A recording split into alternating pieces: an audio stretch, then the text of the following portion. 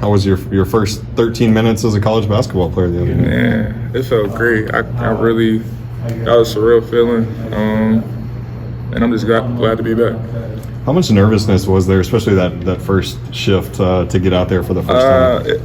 It was really like nerve-wracking, but with the help of my teammates and the coaching staff, I calmed down real easily and got adjusted. Did you hear that pop from the crowd when you stood up too? Yeah.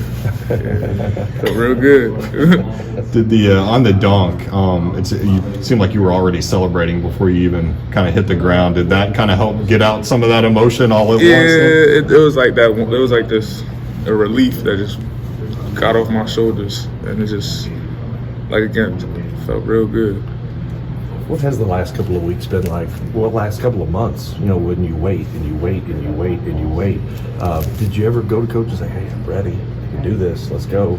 Multiple times, but I had to sit there and realize my time was coming. So I had to be patient, just get the work done, and just check those boxes in order for me to play. How much patience have you had to learn because of that? A lot of patience. And it actually is good for me because that teaches you. It's like a little teacher moment for you. That's really good. How are you feeling physically after going through a week of practice or so, plus playing in the game the other night? I feel good. I can't complain. Just ready to work, ready to next journey. That's really it. What do you feel like basketball-wise you can take away from that first appearance? What can you build on? What did you do well? What can you do better? Just got to be me, play my game. I just got to get it readjusted to the whole college scene and just merge with my teammates and just try to do the best we can do. Where are you right now as far as the conditioning goes? How many minutes do you think you can play? That's not for me to say. That's for coaching staff to say. So I'm just ready whenever they put me in. Conditioning-wise, you feel good? Yeah, of course. Always. This game's been kind of dubbed the one on Saturday, kind of like a homecoming for you and Justin and DJ. Do you have a big connection to Philly that you feel? Yeah, a little bit. I got a couple family members out there, and it's be like going home, basically. You know how many friends, family will be in attendance? I don't know the exact number, but it's gonna be quite a few people there. Quite a few. How many tickets does a player get that they're able to give for a game like this? We get 4. 4. But with knowing them, they probably got their own tickets, so I don't gotta worry about getting tickets. Did you hear from more than 4 people, I assume? Times 12. Yeah. When you go back and see that game, obviously the outcome was kind of head shaking in a lot of ways.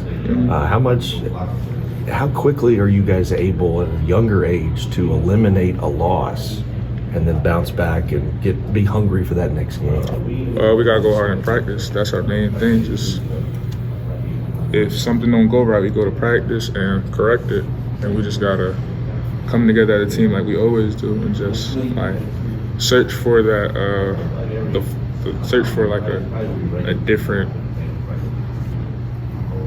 I don't know the word, but a different outcome, a different way we could have did better.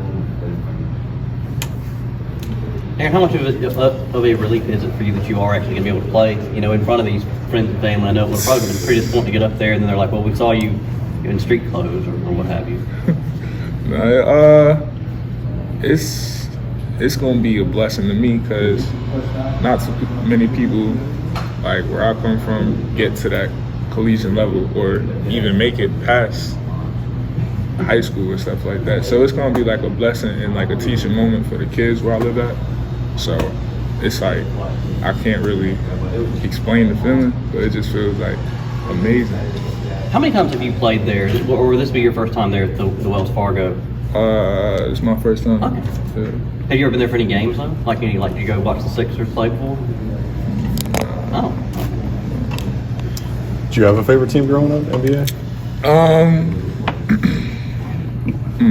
When Shaq was on the was it Magic, right? Yeah. Yeah. that's when my mom was like really deep into basketball, and I was just following after her, and I like Shaq, so I like the Magic. What's the biggest thing you guys have worked on since that loss, and to refocus and to get adjusted to, put more grease on the wheel so that things not loud? People are saying, why we can't guard anybody, whatever. What's the biggest thing? Just talking and communicating, just going back to what we was doing, just passing the ball, playing basketball, and being the team y'all saw previous. Have you all talked about anything in particular with the upcoming Penn game? You're facing them yet? I don't know when you guys are scouting the phone or whatever, but just in that sense. No, we play every game like how we should play. We should always pass the ball, play defense, and just be the best person you can be out there. Know your role, play your role the best. Seems like you and Z have kind of developed a good bond since he's gotten to town. What can you tell us about that guy? Z, it's like having like a 7-foot child with you at all times. But like Z is probably the funniest person on the team, and he's like, he cares a lot. You feel me? He cares a lot, all stuff, and it's like one of my closest friends. I ain't even gonna lie to you. Like that's one of my probably closest friends, because me and him talk about playing together, just being like a family. So, yeah. Did you see that clip of him pinching you on the bench? Yeah, I saw it on Twitter, and I texted him. He the one that sent it to me. Like, bro, look. I'm like, yo, that's you. Yeah. With you both being kind of on the bench at the same time, did that help that friendship kind of form that way? Yeah, it helped. Off the court too, though, because we would always just chill out off the court, just chill, play the game, talk on the game, get food, and just like be like that brother bond. Has there been something like, since he's got here, that you've tried to like introduce him to that's like something that's American that he wasn't like familiar with being in Europe, like music or movies or food? Music. Okay, what kind I put him on some Lil Durk. Yeah. Has he taken you pretty quickly? Nah, he is taking it pretty quickly. I ain't gonna lie. He know more. He started knowing more songs than me now. So, yeah. Did you have a favorite? He do have a favorite song. It's by Lil Baby, Freestyle. What was he listening to coming in? He was actually listening to G Herbo. And I was like, bro, what? How do you know who G Herbo is? I'm like, yeah, just play that for me. I'm like, all right, I got you. Is the 7-foot child thing, is that just him not knowing the culture and just everything kind of new to him, or is it just his personality? That's just his personality. He's just a really funny, like, real generous person. Like, you can't ask for another, like, 7-footer. I ain't gonna lie. That's the perfect 7-footer. Play basketball, funny, do everything. And I assume you've had a handful of practices with him now. What, from a basketball standpoint, what does he do well, and how does that kind of help you with your game? He competes, because in Croatia it's not the same rules as up here. So many things that he do like out there, I could like learn from. So like on the screen, he like rolls to the basket different from how we do up here. So like I'm just taking little stuff like that, asking questions about blocking shots, because he's a really good player. So I'm just trying to give what I got to him, and he trying to give what he got to me, basically. With the DJ, obviously, high school teammates, Nike teammates, and then you get to play your first game, and he happens to be out. How strange was that to not have him out there with you that first game? It was. I ain't gonna lie, it was real strange. I'm always used to him being by my side. And even in high school, like that was the person I go to. So it was quite strange, but he gonna be back. So yeah. It seemed like he was kind of talking to you before you went in, kind of like what was he saying down there on the bench? He was just saying calm down, because like he know what, like when I'm nervous, like I start shaking my leg or I start doing some like anxiety things, and he was like, bro, you good, just calm down, you straight, just play your game, be who you are, just go out there, be a dog. So he was just giving me a little pep talk. In terms of kind of like maybe finding your voice on this team and trying to be a leader and things like that, has it taken some time not being on the court, and do you maybe feel a little bit more comfortable now that you have kind of got a game under your belt to tell players, your teammates what to do, things like that?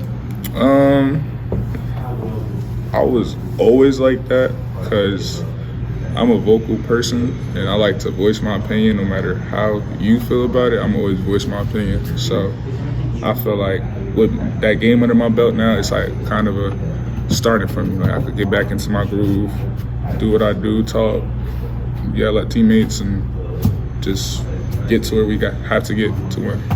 Justin said he was pretty sore after that, first practice after Saturday's game. He said, get back to that old school practice. I know you just got back, but what was that practice like after that loss? Man, I ain't gonna lie, I laid down for like an hour, like 2 hours after that practice, and just sat there in my bed. But that practice was real good, and I don't know about him, but I felt good after it. So For a week, when you guys have such a high, you guys play, almost perfect, and then you have this tough game on Saturday. Was it kind of good to, see both, kind of know what you did well and what you need to do going forward? Yeah, of course. You always learn from a loss. That's one thing that, as a basketball player, you could always benefit from, learning from a loss. So we were just learning from each other and learning what we have to do in order to get how we usually are. Justin said they put a block in the rim, so nobody was scoring, right? And it seemed like on Saturday, I wasn't there in person, but it seemed like you were in pretty good position on box outs. And so, obviously you guys got to continue to rebound better, but how do you feel like you guys can get better with that? How can you get better with that? Just going after balls. That's really it. Just rebounding more, and we just got to block out and just grab rebounds. Obviously, your scoring will come as you get more comfortable. What was it like getting out there, getting that dunk, and just It's just surreal. Hearing the crowd, seeing my mom, and just being there. It's just made me feel real good. How are you trying to get more involved in the offense? And how will that come with time?